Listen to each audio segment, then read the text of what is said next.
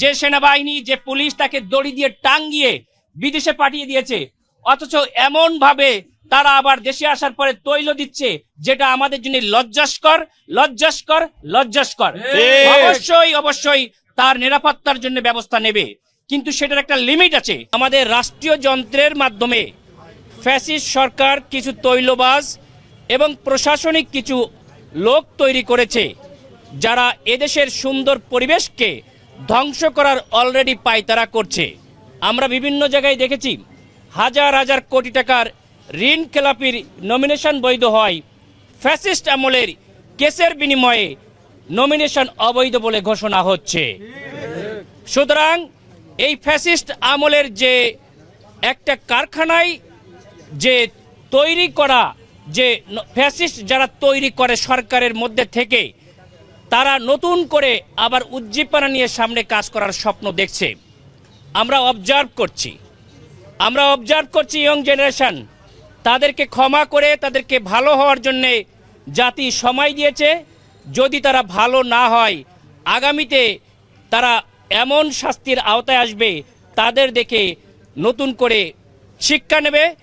আর আমরা যদি পাশ করি, আমি কথা দিচ্ছি এই ফ্যাসিস্ট তৈরির কারখানা পুরা ভেঙে ফেলবো ইনশাআল্লাহ। আমরা সরকারি ট্যাক্সের টাকার বিনিময়ে, জনগণের টাকার বিনিময়ে নতুন করে সরকারের চেয়ারে বসে কোনো ফ্যাসিস্ট হতে দেব না ইনশাআল্লাহ। এজন্য সকলকে সজাগ থাকতে হবে। আমি পার্সোনালি ডক্টর এস.এম. খালিদুজ্জামান, আমি এদেশের একজন নাগরিক। আমি এদেশে ট্যাক্স দিই। আমার দেখা মতে সেখানে যে ট্যাক্স আমি যেটা দিয়েছি সেটার অন্তত 100 গুণ বেশি দিয়েছি। কিন্তু আনফরচুনেটলি এদেশের সরকার এবং প্রশাসন আমরা খুব অবাক দৃষ্টিতে দেখছি যে একজন নাগরিকের জন্য কি করছেন। যে সেনাবাহিনী যে পুলিশ তাকে দড়ি দিয়ে টাঙ্গিয়ে বিদেশে পাঠিয়ে দিয়েছে, অথচ এমন ভাবে তারা আবার দেশে আসার পরে তৈল দিচ্ছে, যেটা আমাদের জন্য লজ্জাস্কর লজ্জাস্কর লজ্জাস্কর। অবশ্যই অবশ্যই তার নিরাপত্তার জন্য ব্যবস্থা নেবে, কিন্তু সেটার একটা লিমিট আছে। বাংলাদেশ সেনাবাহিনীর প্রধানের কাছে আমি আবেদন করব, সেদিন সেনাবাহিনীর যে সদস্যরা যেভাবে তৈলমর্দন করেছে, যেভাবে রাস্তায় 1-2 মাইল হেঁটেছে, এটা জন্য সেনাবাহিনী অন্য দেশের সঙ্গে যুদ্ধ করছে। এটা আমি এই দেশের জন্য লজ্জাস্কর মনে করি। আমি আশা করি তখন তারা কোথায় ছিল, যখন এদেশের গণমানুষের নেতা, এদেশের জননেত্রী, সে মানে অকুতোবাই নেত্রী, আপসীর নেত্রী বেগম খালেদা জিয়াকে তখন আপনাদের ক্যান্টনমেন্ট থেকে এক কাপড়ে বের করে দিয়েছিলেন। তখন তো আমরা দেখি না এভাবে পাহারা দিতে। সুতরাং আপনারা কারোর জন্য অতিরিক্ত করার আমরা আশা করি না। সরকারের টাকায়, সরকারের সীমাবদ্ধতায়, সরকারি আইনের মধ্যে থাকার জন্য তাদেরকে আমরা আহ্বান করব। আমরা এটা দেখেছি, আমরা এই ধরনের তৈলবাজদেরকে উৎখাত করতে চাই। আমি অত্যন্ত আনন্দের সঙ্গে জানাচ্ছি, আমি দেখেছি আমার প্রতিদ্বন্দ্বী প্রার্থী, আমাদের বড় ভাই, তাকে সালাম করার জন্য একজন নুয়ে পড়তেছিল, তিনি নিষেধ করেছেন।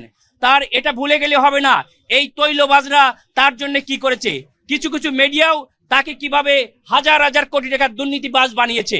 সুতরাং সেই মিডিয়া, সেই যে পুলিশ প্রশাসন, সেই সেনাবাহিনী অতিরিক্ত তৈলবাজ হয়ে যদি তাকে কাছে আসে, যেমন সালাম করতে যে মানুষকে সরিয়ে দিয়েছে, অন্য কেউ যেন সে এভাবে সরিয়ে দেয়, আমি তার প্রতি আহ্বান রাখবো। এবং আমরা আগামীতে একটি সৌহার্দ্যের বাংলাদেশ গড়ব, আমরা ভেদাভেদের বাংলাদেশ গড়ব না। আমি বিন্দু মাত্র কোনো চ্যালেঞ্জ মনে করছি না। এই কারণে সেখানে আমার জনপ্রিয়তা দেখে আমি মনে করি তারা এক ধরনের ক্যান্ডিডেট, আগে যিনি হবেন আমরা শুনেছিলাম, তিনি সেখান থেকে অন্য জায়গায় চলে গিয়েছে।